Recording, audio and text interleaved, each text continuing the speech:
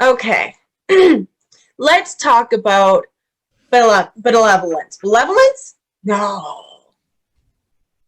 Benevolence. Benevolence. Okay, let's say that one more time.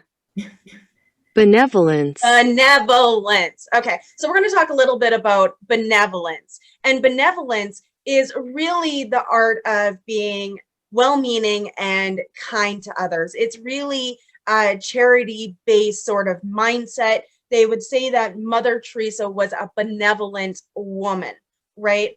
And really, what we want to talk about here today is benevolent capitalism, because we're entrepreneurs here, we are creators here. So I'm going to share with you a short video on the term benevolence. Benevolent capitalism is a way of looking at how to create money from a different point of view. Benevolent means you do not intentionally set out to do harm. And capitalism means you're looking to see how you can create money. You're not just trying to get your share of the market, your share of the pie, your share of what happened.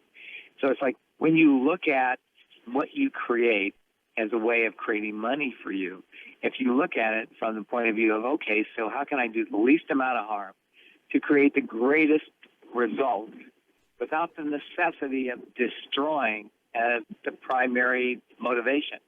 So we need to have a different way of looking at things, so that unless we have a change in the way things are occurring on planet Earth, then what's going to happen is, instead of it being a sustainable world, and by sustainable I don't mean like we keep it going the way it is, but sustainable means something that's actually growing to create more of itself. It's like right now we're using the Earth and we're kind of using it up. I don't know whether any of you noticed, but we got to have a different point of view, so that there's actually a different place from which people can create business. So that is not my video. If you choose to go to the website, it will lead you to a place where you will learn more about benevolent capitalism.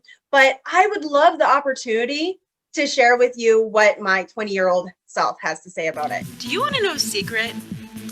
I'll tell you a secret, and this is going to completely change your way of thinking. Have you ever thought about collaborating and partnering with your competition instead of competing with your competition?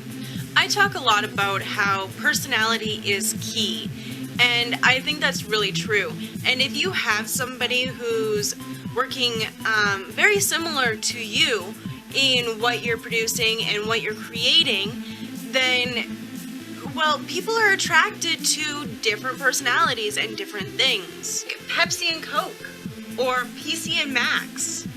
The more you're willing to promote and work with your competition and partner with your competition and collaborate with your competition, the stronger your business, both of your businesses are going to be. Because not only are you branding yourself, but you're giving your prospects a choice.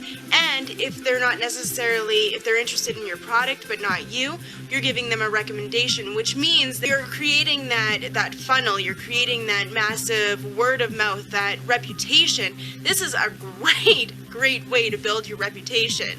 Have you ever noticed how Coke and Pepsi work together, even though they are two completely competitive brands? You know what Mom always said? Attract more bees with honey than you will by killing them with a fly swatter. Ouch! People want to like you, and they want to know that you cooperate with people. And on a larger scale, the more people that you can let know who you are, and you can do this by working with your competition because you're creating that balance, the wider massive audience you're going to reach. So don't discriminate, yo! Cooperate!